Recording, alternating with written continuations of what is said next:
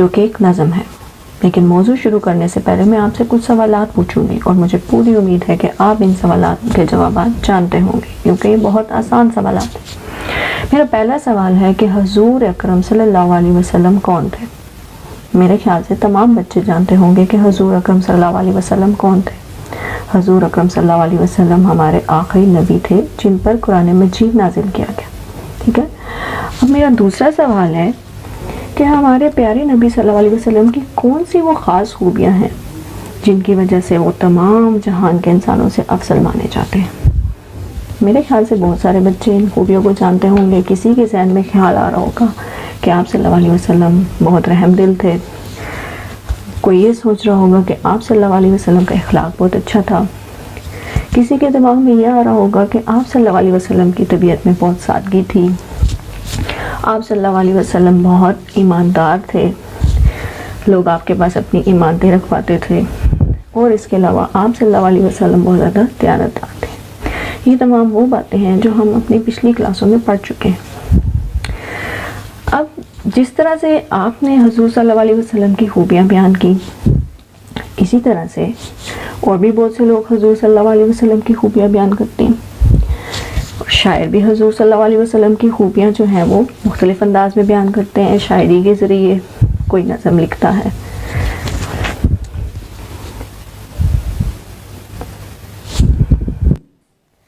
کیا آپ جانتے ہیں کہ شاعر نظم کی جس خاص قسم کے ذریعے حضور صلی اللہ علیہ وسلم کی خوبیاں بیان کرتے ہیں اسے کیا کہتے ہیں؟ جی بالکل، مجھے امید ہے کہ تمام بچے یہ بات جانتے ہوں گے۔ وہ نظم جس میں حضور صلی اللہ علیہ وسلم کی تعریف بیان کی جائے، خوبیاں بیان کی جائیں، اس نظم کو نعت کہتے ہیں، کیونکہ آپ اپنی پچھلی جماعتوں میں نعت کے بارے میں پڑھ چکے ہیں۔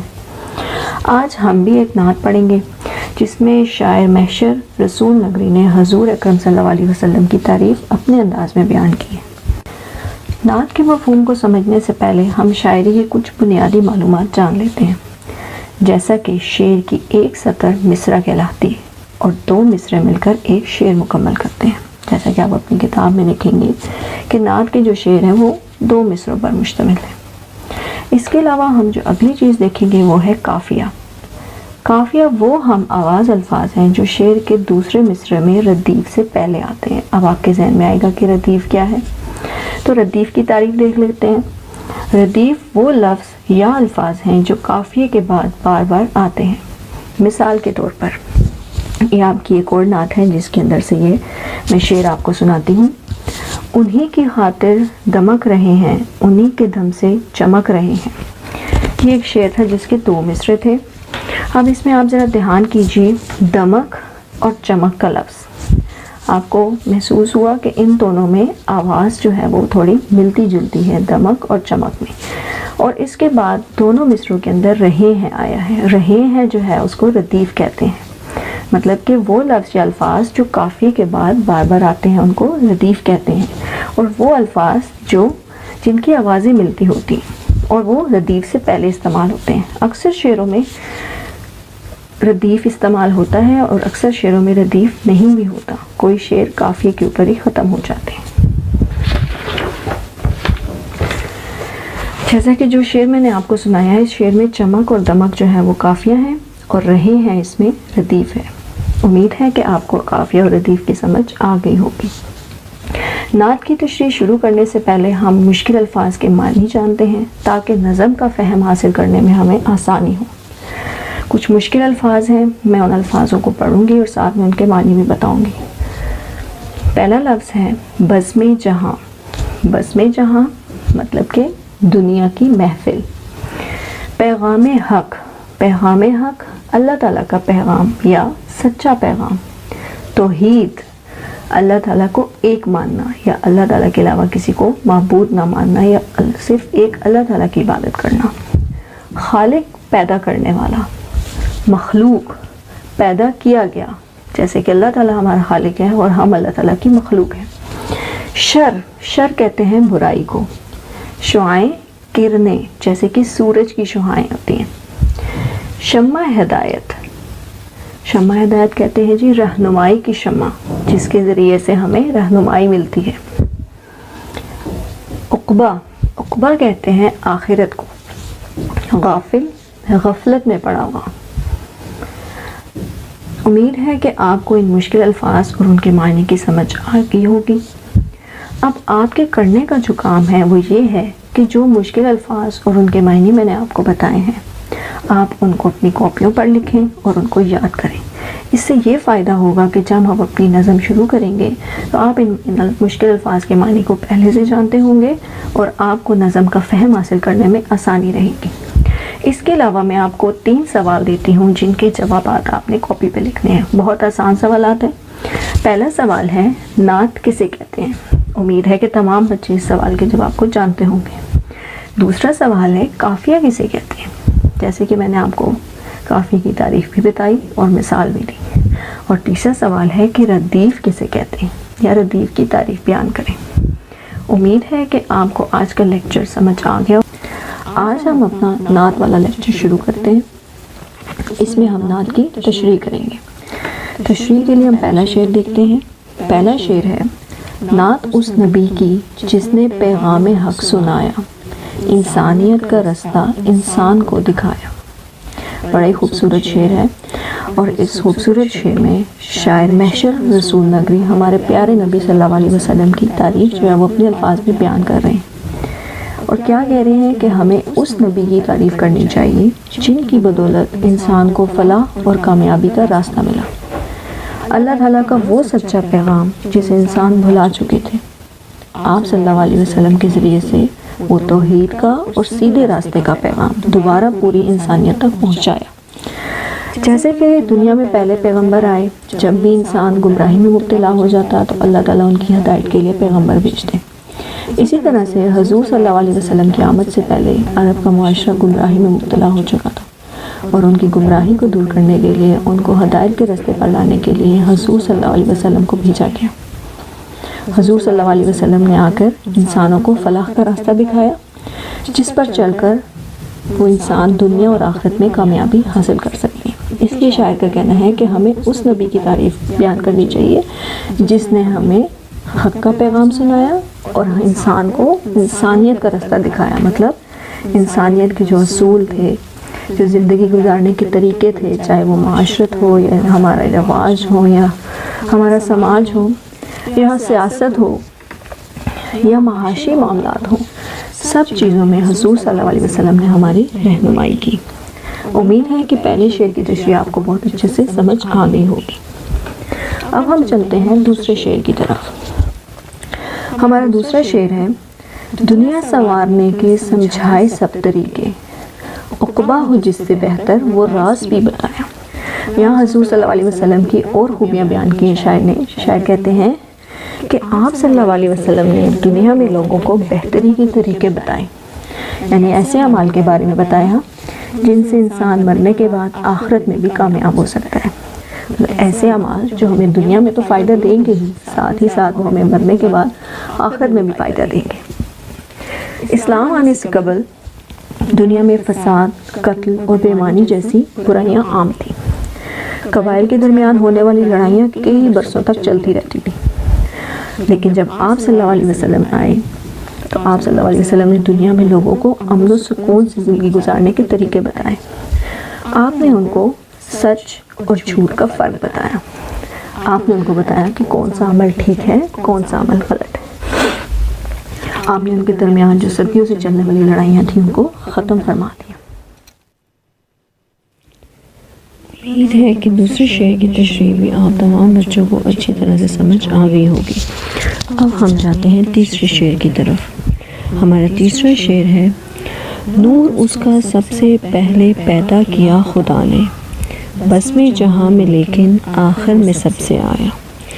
یہاں پر اس شعر میں شاعر آپ صلی اللہ علیہ وسلم کا مقام بیان کرتے ہوئے کہہ رہے ہیں کہ اللہ تعالیٰ نے کائنات کو تخلیق کرنے سے پہلے حضرت محمد صلی اللہ علیہ وسلم کا نور پیدا فرما دیا تھا، لیکن مصلحت کے تحت اس دنیا میں آپ صلی اللہ علیہ وسلم کو تمام نبیوں کے بعد بھیجا اور آخری نبی ہونے کا شرف بخشا۔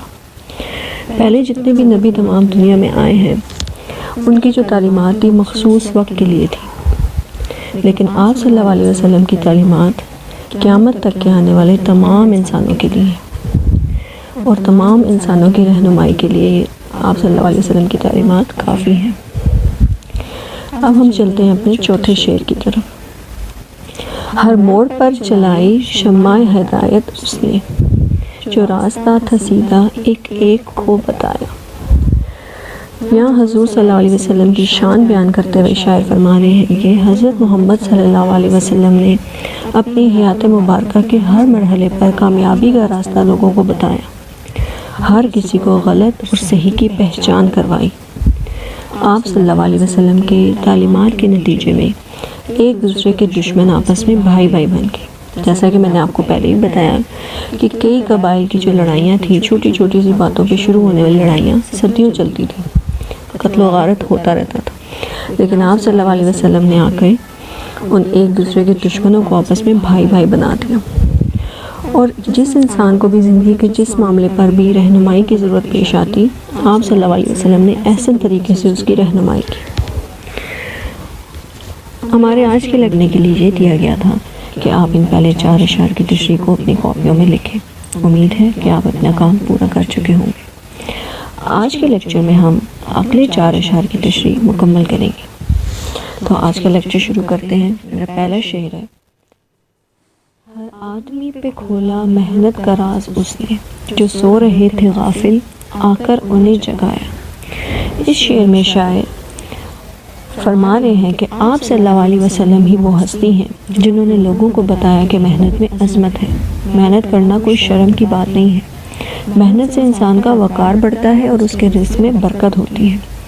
اس کے علاوہ جو لوگ اپنے فرائض سے غافل تھے، آپ صلی اللہ علیہ وسلم نے انہیں فرائض سے آگاہ کیا، ہر ایک کو اس کے حقوق اور فرائض بتائے۔ جو گمراہی کے اندھیروں میں غافل پڑے تھے، انہوں نے آپ صلی اللہ علیہ وسلم کے فرمان پر عمل کر کے دنیا و آخرت میں فلاح کی راہ پائی۔ ہمارا اگلا شعر ہے، شعلے بڑک رہے تھے دنیا میں کفر و شر کے، انسان کو اس نے آ کر اس آگ سے بچایا۔ جیسا کہ آپ جانتے ہیں کہ حضور صلی اللہ علیہ وسلم کی آمد سے پہلے عرب کے جو حالات تھے وہ بہت خراب تھے۔ تمام لوگ جو تھے وہ طرح طرح کی برائیوں میں ڈوبے ہوئے تھے، ہر طرف ظلم و زیادتی اور لوٹ مار کا بازار گرم تھا۔ لوگوں کے دل ایمان سے خالی تھے، پوری دنیا پر کفر چھایا ہوا تھا، کیونکہ پہلے جتنے مذاہب دنیا میں بھیجے گئے ان میں تبدیلیاں کر دی گئی تھیں اور کوئی بھی مذہب اصلی حالت میں دنیا میں موجود نہیں تھا۔ اللہ تعالیٰ نے انسانوں پر احسان کیا اور حضور صلی اللہ علیہ وسلم کو عرب کے علاقے میں بھیجا۔ آپ صلی اللہ علیہ وسلم کی تعلیمات کے نتیجے میں دنیا میں جو برائیاں تھیں یہ ختم ہو گئی، جو ہر طرف ظلم و زیادتی اور لوٹ مار کا بازار گرم تھا وہ ختم ہو گیا۔ لوگوں کے دل جو ایمان سے خالی تھے وہ اسلام کی محبت سے بھر گئے، اور جو ساری دنیا میں کفر چھایا ہوا تھا اس میں توحید کا نعرہ بلند ہوا، اور جو چھوٹی چھوٹی باتوں پر ہونے والے جھگڑے تھے وہ ختم ہو گئے۔ آپ صلی اللہ علیہ وسلم کی تشریف آوری سے کفر اور شر کا خاتمہ ہو گیا، کیونکہ آپ صلی اللہ علیہ وسلم نے سیدھا راستہ بتا کر انسان کو دوزخ سے بچا لیا۔ جو آپ صلی اللہ علیہ وسلم کی تعلیمات پر عمل کرے گا وہ جہنم کی آگ سے ضرور بچے گا۔ امید ہے کہ آپ کو یہ 2 شعر سمجھ آ گئے ہوں گے۔ اب ہم جاتے ہیں اپنے 7ویں شعر کی طرف۔ پھیلی جہاں میں ہر سو توحید کی شعائیں، مشرق بھی جگمگایا مغرب بھی جگمگایا۔ شاعر شعر میں کہتے ہیں کہ آپ صلی اللہ علیہ وسلم کی دنیا میں آمد سے پہلے لوگ اللہ کو چھوڑ کر بتوں کی عبادت میں مصروف تھے، ہر کام کے لیے الگ بت بنا رکھے تھے جن کی عبادت کی جاتی تھی، حالانکہ خانہ کعبہ میں بھی بت رکھ دیے گئے تھے۔ آپ صلی اللہ علیہ وسلم نے اپنی تعلیمات سے دنیا میں ہر طرف توحید کا پیغام عام کیا، لوگ جوک در جوک اسلام لائے اور خدا واحد کی عبادت شروع کر دی۔ مشرق سے مغرب تک اسلام پھیل گیا، خانہ کعبہ کو بتوں سے پاک کر دیا گیا اور اسلام کا نعرہ چاروں طرف بلند ہو گیا۔ لوگ کفر چھوڑ کر دائرہ اسلام میں شامل ہو گئے۔ اس طرح تاریکی روشنی میں اور کفر اسلام میں بدل گیا۔ بھولی ہوئی تھی دنیا اپنے خدا کو محشر، خالق کے در پہ اس نے مخلوق کو جھکایا۔ یہ نظم کا اختتامی شعر ہے اور اس شعر میں شاعر نے اپنا تخلص بھی استعمال کیا ہے۔ نظم کے اختتامی شعر میں شاعر نے حضور پاک صلی اللہ علیہ وسلم کے احسان عظیم کو بیان کیا ہے کہ جب حضور صلی اللہ علیہ وسلم دنیا میں تشریف لائے تو دنیا میں بت پرستی عام تھی، ہر طرف کفر و شرک کا عالم تھا، دنیا کو اپنے خالق اور معبود حقیقی کے بارے میں کچھ علم نہ تھا۔ دنیا کے لوگوں نے پتھروں کو، درختوں کو، حالانکہ پتھروں کے بنائے ہوئے بتوں کو اپنا خدا مان لیا تھا۔ آپ صلی اللہ علیہ وسلم نے دنیا کو خالق حقیقی یعنی اصلی پیدا کرنے والے کے بارے میں بتایا اور ایک اللہ کے در پر جھکنے کا درس دیا۔ اس طرح سے لوگ بتوں کی پوجا چھوڑ کر حقیقی خالق کے آگے جھکنے لگے، اور جو مختلف چیزوں کی عبادت کرتے تھے، کوئی چاند کو پوج رہا ہے، کوئی ستاروں کی عبادت کر رہا ہے، کوئی پہاڑوں کی عبادت کر رہا ہے، ان سب لوگوں نے ان چیزوں کو چھوڑ کر صرف ایک اللہ تعالیٰ کی عبادت کرنی شروع کر دی، اور یہ حضور صلی اللہ علیہ وسلم کا تمام انسانیت پر بہت بڑا احسان ہے۔ ہماری نعت کی جو شعروں کی تشریح تھی وہ ختم ہو چکی ہے۔ امید ہے کہ آپ کو ان اگلے 4 اشعار کی تشریح بھی اچھی طرح سے سمجھ آ گئی ہوگی۔ آپ اس کو بار بار سنیں اور پھر ان شعروں کو سامنے رکھتے ہوئے اپنے الفاظ میں ان اگلے 4 اشعار کی تشریح خود اپنی کاپیوں میں لکھنے کی کوشش کریں۔ امید ہے کہ آپ اپنا یہ کام اپنے وقت پر پورا کریں۔